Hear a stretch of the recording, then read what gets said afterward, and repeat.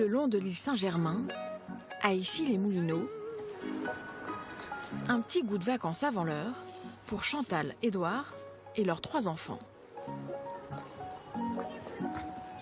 On est quasiment en plein centre-ville. C'est un coin on se croirait un peu à la campagne tout en étant aux portes de Paris. C'est un peu les vacances tout le temps, c'est hyper agréable d'avoir cette sensation.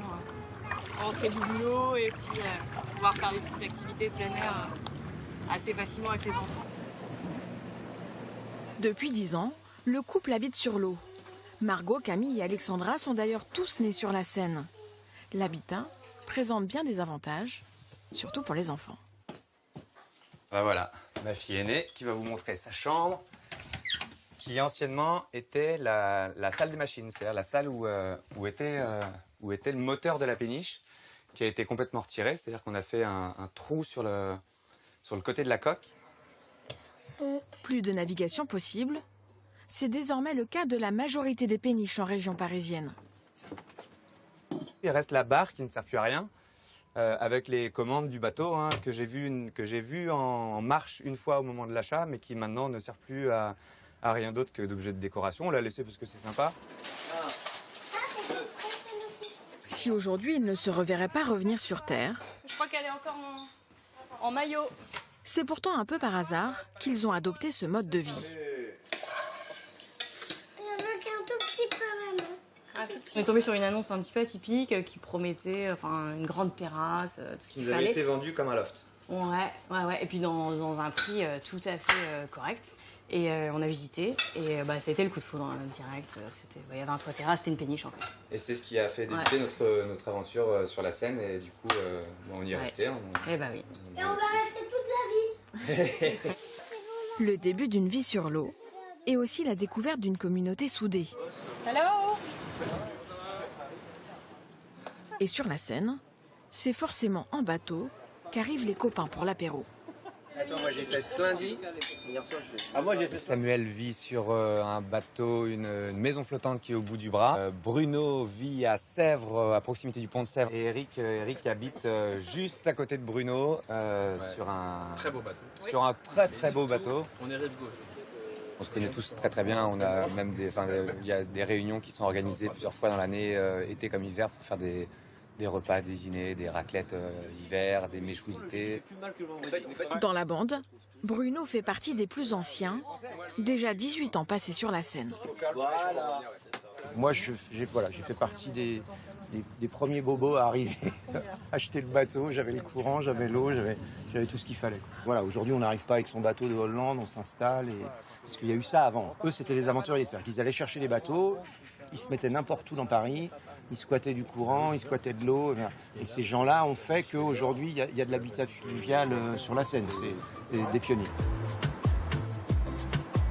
À Issy-les-Moulineaux, Chantal et Édouard ont créé une agence immobilière spécialisée dans les péniches. Bonjour Sandrine. Bonjour. Entrez, merci. Le couple conseille les futurs acheteurs. La péniche qu'on vous allez visiter aujourd'hui, elle se situe à Boulogne-Billancourt. Il y a 6 chambres, 3 salles d'eau et vous avez toute la terrasse qu'on voit entre les deux ici, 70 mètres carrés. Alors, ce qu'il faut savoir sur un bateau, c'est un peu comme un contrôle technique de voiture. Ouais. Tous les 10 ans, elle doit sortir de l'eau et donc il faut se renseigner si les expertises ont bien été faites. Un peu comme pour un ravalement d'immeuble, la coque du bateau doit être vérifiée et restaurée tous les 10 ans. Des expertises nécessaires pour le renouvellement de la COT, la convention d'occupation temporaire, une sorte de bail pour le bateau. Ça lui assure un emplacement. Mais voilà, vous êtes dans les règles et du coup, c'est mieux. Il y a encore quelques bateaux sans COT, mais c'est un peu dangereux parce qu'ils peuvent être déplacés à n'importe quel moment. C'est Édouard qui embarque pour la visite. Direction Boulogne-Billancourt, en bateau forcément. J'ai pas mis Je vous donne la main. la tenue adéquate. Hop là.